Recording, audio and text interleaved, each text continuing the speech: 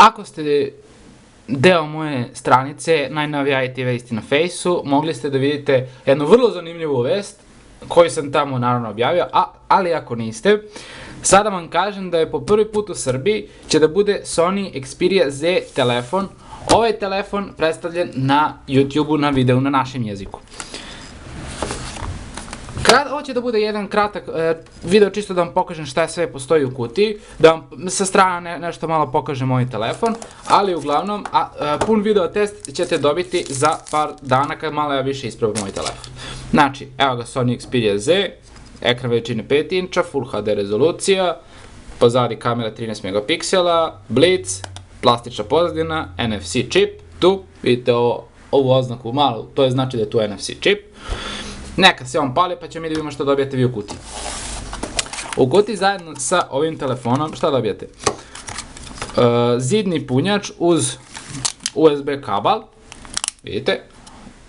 Znači USB kabel ide tu, pa se u telefon i onda se napuni. Dobijate slušalice, mislim ovo je standardno pakovanje, ali samo razlikuje se od ostalih jer u ovom pakovanju dobijate i Sony slušalice uz zamenske bubice, znači ukoliko vam je uvo manje, veće, to je tušna školjka, oprostite na lapsusu, nije lapsus, ali dobro. Ukoliko imate manju ili veću ušnu školjku, o bože šta mi je, manju ili veću ušnu školjku, ili ukoliko izgubite ove gumice, da imate zamenske. Njih ćemo ostaviti ovako sa strane i da vidimo šta ima još. Ovo ovde neću ni da vadim, jer to su oni kratka uputstva kako se koristi telefon, šta Android i tako neke zezancije. To iskreno nikad nisam ni otvarao, tako da ću to samo da sklonim sa strane. A evo je prava poslastica. Evo ga Sony Xperia Z telefon. Kao što možete vidjeti, malo je napunjeno aplikacijama kao što su B92, Benchmark aplikacije, Antutu i Quadrant, neke tako igrice što sam ja isprobavao da vidim kakav je u stvari procesor, kakav je telefon. I mogu vam reći da je telefon vrlo dobar. Punu video recenziju, sad neću puno pričati o njemu, ali punu video recenziju ćete dobiti za par dana.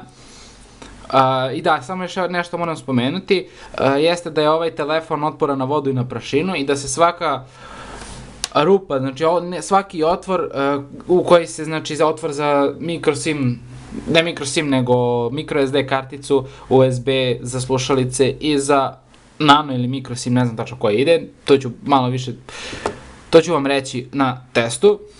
Sve je pokriveno sa ovim malim poklopcima koji sprečavaju da prodre voda i da prodre prašina, tako da eto znate to.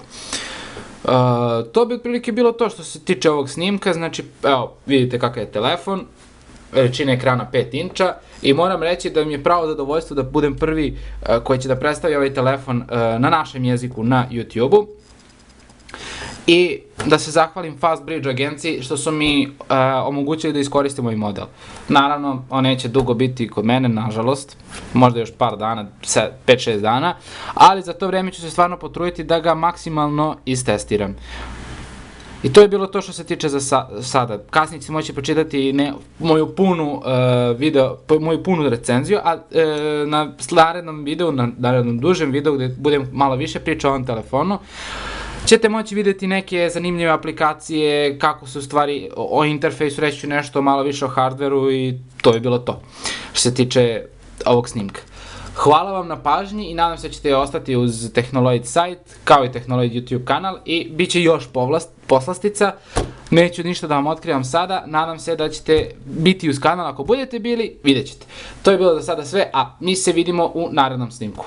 Ćao svima, naravno.